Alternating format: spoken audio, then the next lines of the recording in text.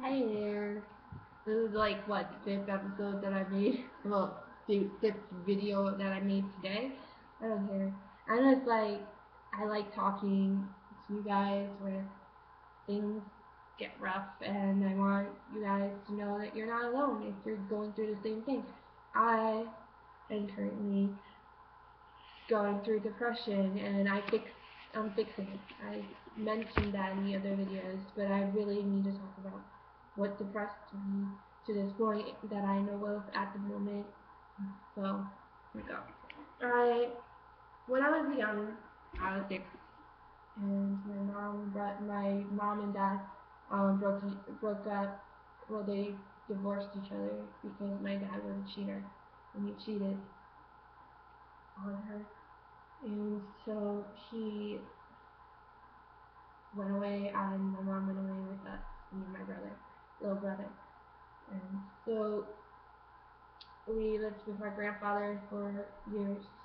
Grandpa was providing us with food, was providing us with water, shelter, and unconditional love. And then my Uncle Richie came in the house living too, because he had nowhere else to go to. And so my grandfather took us all in, and my Uncle Richie, he passed away a long time ago, maybe 3 years. I don't know the exact time, but 2 or 3, maybe 4 years. I'm not sure. But he passed along a while ago. Passed on because he had diabetes.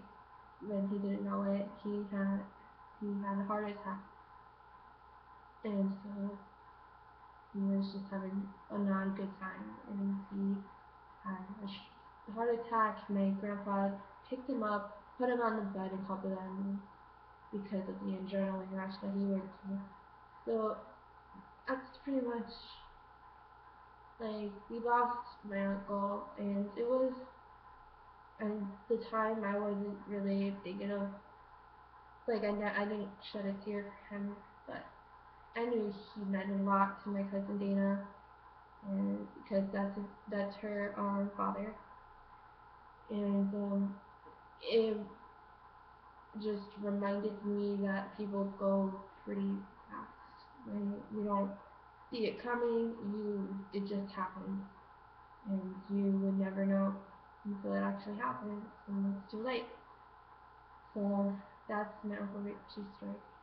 Then a few years later, like a year after, my grandpa got Alzheimer's from the depression of his one son, his other, like one of his sons died, and he got Alzheimer's, and he didn't really remember me and my mother and my brother. He got our names mixed up, but he was still able to do things. He used to go to the store all the time to keep food near my house, and we he came with Lunchables or McDonald's, depending on what we wanted that day, and he was he was a great guy. He was very happy. He he he made he cared about people unconditionally. He talked to people every time we walked with him down a block. He said hi to everyone.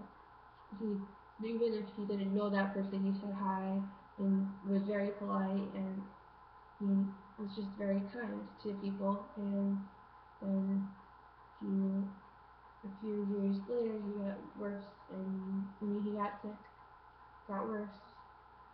And he had cancer, and he passed away near Valentine's Day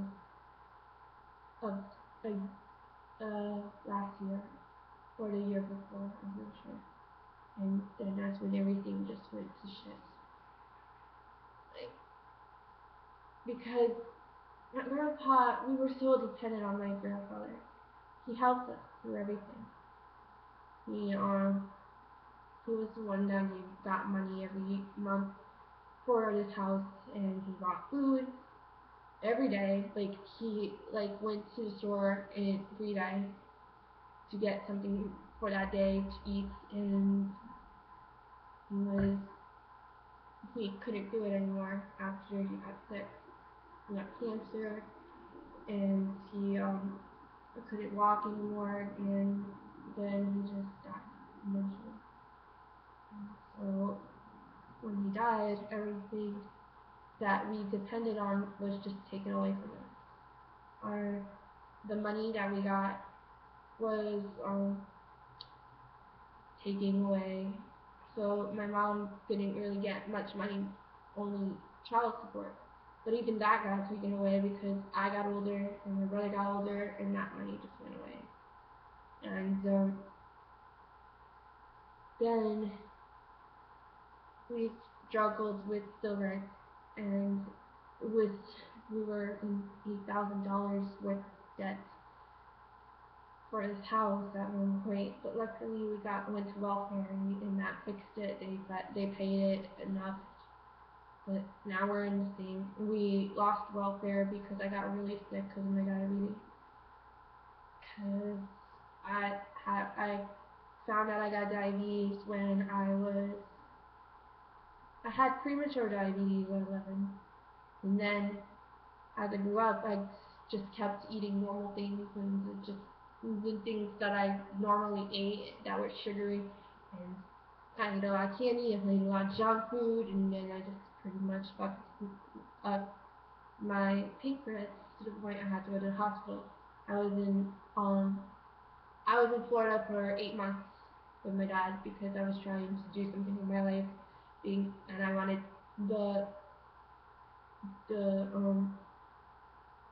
I wanted my dad to help me through that, and so it didn't happen like that. I failed my GED test because I dropped out, and I just gave up on education. And my dad couldn't take the fact that I wasn't doing anything in the house, so he was like, "You choose right now. You either stay here, get a job, and do this the right way, or you go home to your mother, back home to your mother, and um, not do it. I guess he didn't say it like that, but or go back to your mother." And at the time, I was like not happy there anymore because I was so stoked to go to Florida. It was for one reason. That was because I wanted to meet Dane Busy, think on the streets and just meet him and become friends with him because at the time he was living there. But then he started to move to California, and I was like, there's no reason to stay here anymore because I'm not coming here anymore. So, but that wasn't my main focus when I moved to Florida. My dad's main focus was actually to get my GED because it would probably be more easier there than here. And I ended up failing it, and that happened. But either way, I was at Florida with my second cousin, and they noticed that they noticed that I wasn't looking good. I wasn't feeling good at all one time, and this guy, my second cousin took my blood sugar because he's a health nut, so he had a diabetes thingy to check if he had a good thing, like his blood sugar was alright. So he checked my blood sugar and I was 525, and you're supposed to be 100. And they took me to the hospital and they told me I had diabetes, and that was 3 years. And I didn't know what to think of it. I wasn't depressed when they told me. I wasn't even surprised. I was just like, I was being paying mind to it. Like, I didn't cry, I didn't complain. I just knew that this is what I have now, and I have to do these things now, and I have to be productive with it. And that lasted about a month, and I started to eat more things I wasn't supposed to eat, and I got sicker and sicker. But it didn't affect me until I got to New York. went back to New York with my mom, and she noticed I had an attack. Like, I was breathing heavily. I was like just having not a good time, and she took me to the hospital. And what happened was that I had ketoacidosis, and that is, if none of you know about that, but it's a diabetes. It's a diabetes thing. It's for, like, your blood is acidic to your cells. Like, your blood is poisonous to your own body, and that you don't treat it with the right amount of insulin, you are done for. You can die from it. And at the time I still didn't really listen. But and so I ate. I tried the carb counting thing, and I just couldn't do all that math, and I was like, just let me. I got lazy, so I was like, okay, I ate a lot to this, and so I just put more insulin into my body. So that ended up, eventually I ran out, and I was still eating stuff, so I had nothing to bring that down, because my pancreas wasn't working at all whatsoever, and so I had to fix it. I mean, I had to go to the hospital again, because I was feeling the same way I was feeling when I was sick the first time, and that works. I couldn't hold anything down, not even water, and I was like, I really need to go to the hospital, because I don't think I'm gonna make it through the night if I just try to go to sleep and stuff. And so my mom brought me to the hospital. They fixed me up. They tell me the dangers of diabetes. Again, told me what I should eat or shouldn't eat. I still have my moments when I don't eat the things that I'm supposed to. But it's like so hard to cope with something that you love. Like, I love Diet Pepsi, but they tell me that it's not right. It's not a substitute to water, and so I had to drink less of it. And my mom took this information and abused it, so she kind of cut me, or she won't let me buy a whole 2 liter bottle, or even 2 of the 2 liter bottles, because I used to buy two 2 liter bottles, and I used to drink them by myself. Nobody else drinks the Diet Pepsi but me, by myself, um, to like a day, like it's a day and a half when it ends. I mean, both of them are just done, and we can't have it. My mom won't buy me any more 2 liter bottles anymore, because she wants me to be better and stuff. But then as I went through therapy, I realized that I'm doing this unconditionally, like I'm unconsciously, actually not unconsciously. I'm doing this unconsciously, because I don't love myself enough to care about my health. I don't love myself enough um to worry about how healthy I'm being. So, like, there's days when I was like so depressed that I just didn't want to do anything, stay home, and I don't even take care of myself. Like, I'm not going out today. I'm not going to go to take a shower today. I'm not going to brush my teeth today. I'm just going to be home, and nobody has to deal with my intestines at the time. And I realized this, and it's weird when you realize what you're doing is not good.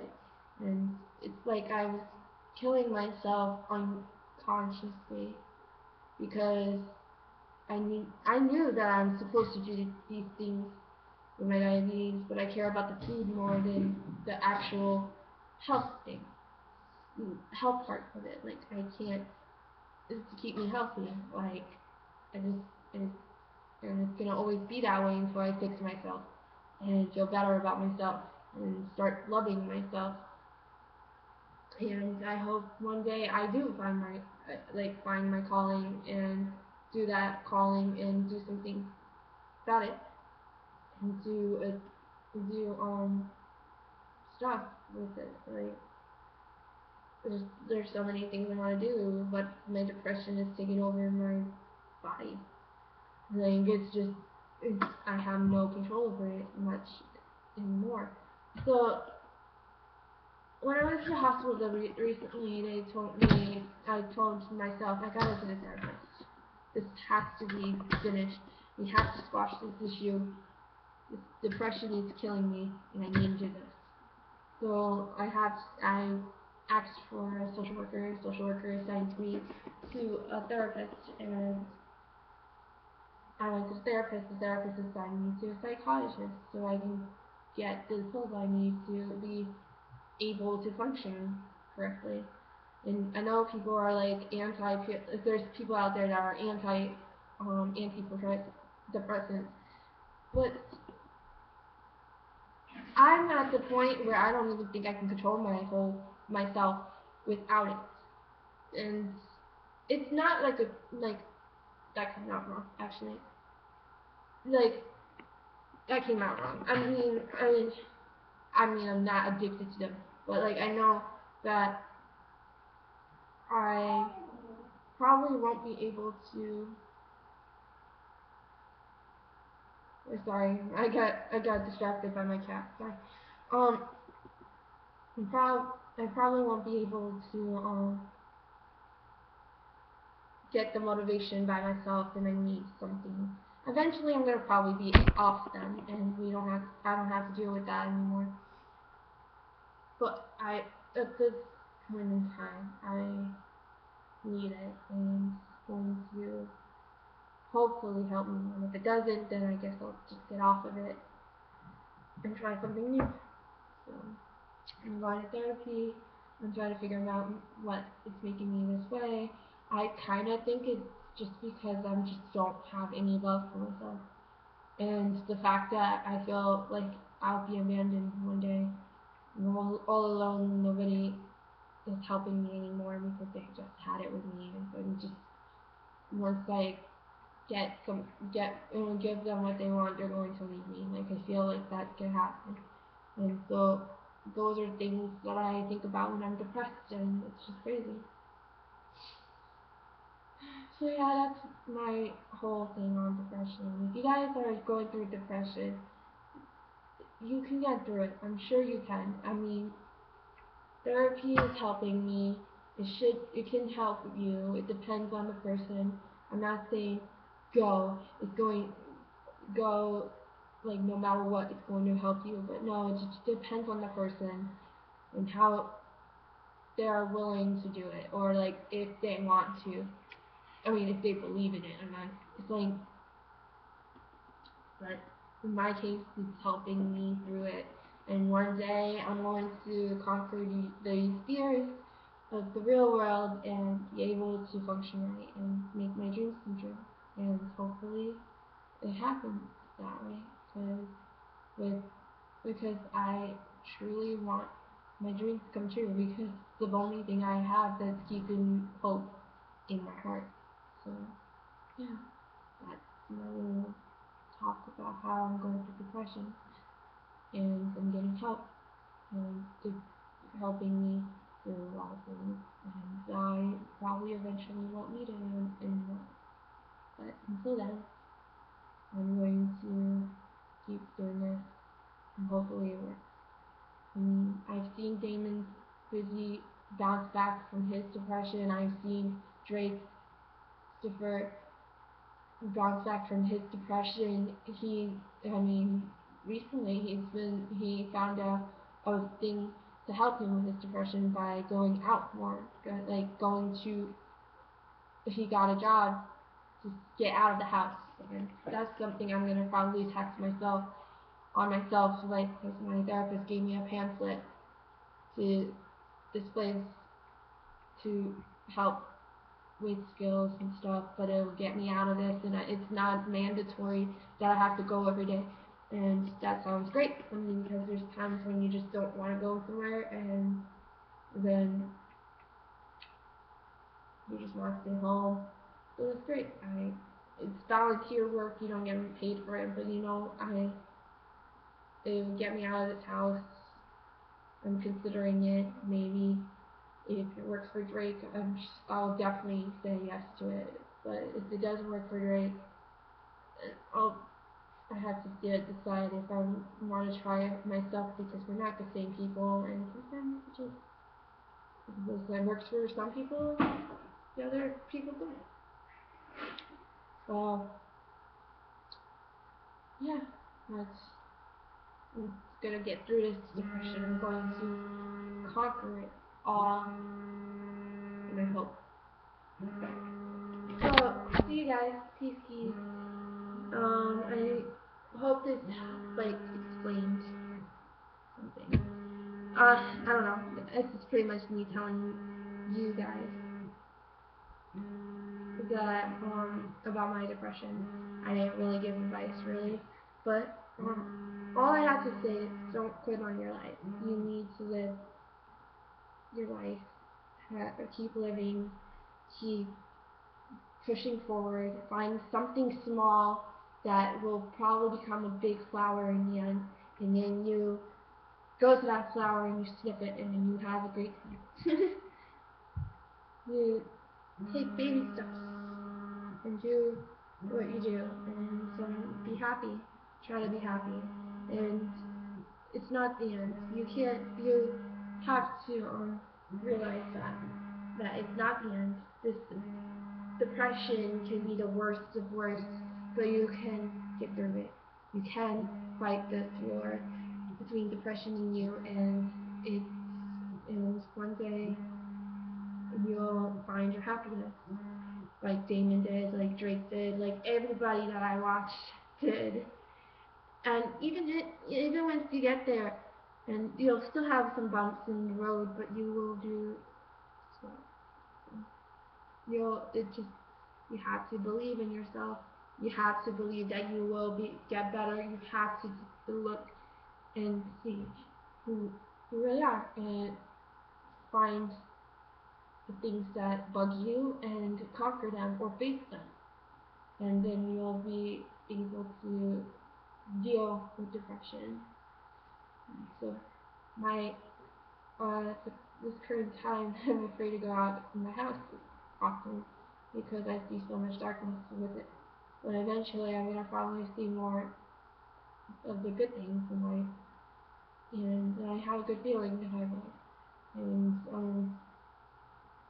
And I hope that someone out there listens to this and be like, yeah, let's do this. Let's go and conquer depression, because depression does not control me. Depression is free, is something that we have to conquer. So please, please, please, don't end your life. It'll get better. I have Damon Dizzy and Drake Super as my as the thing that's motivating me to keep going. Find that thing that keeps you going and do it, and then just conquer your dreams and enjoy what you have. And even if it doesn't come out the way you want it to, there's something better in the next. That means it just isn't the thing. It's not the time. This is not the place. It'll probably be better in later on in your life. Right now, if you're going through depression, please, please, please, please understand that I love you guys. I love you so much, and I don't even know you. And I don't want any of you to feel like you don't want to live anymore, because I want you guys to follow your dreams, and maybe one day you'll meet somebody that you really love. Maybe you'll have a family that will keep you motivated. Maybe things, you might strike oil and then get $1 million. You don't know what your future is, and killing yourself is killing your future, and that is something that is very bad. You shouldn't do it, because there's a reason that you're in this earth. There's a reason why you're here. and you probably not know it not right now, but you will one day, and you'll be happy and you'll find that thing that will help you through this. I hope I find something, and if I don't, then there's gotta be something better. And even if I feel at the time that nothing is gonna be better than meeting Damon Fizzy, or like being friends with Damon Fizzy and Christopher, and we all make music videos and have a great time, and helping others through all this through this fucked up world that we live in. And another thing that I should say is if you are dealing with bullies and that's something that depresses you, realize that once you're out of school or wherever you are, that those people won't matter to you. And even if you are not going to school and it's just a person that is an everyday thing, like at work, realize that they're just words. You you have to realize that they're just words and that you can shut down those words by not caring about it. You can't let them have power over you, and you have to fight it. So that's all I have to say, guys. Um, I love you guys. I hope that what I said helped some of you. Some of you that watch me. I'm super happy that you guys keep watching me because you watch me.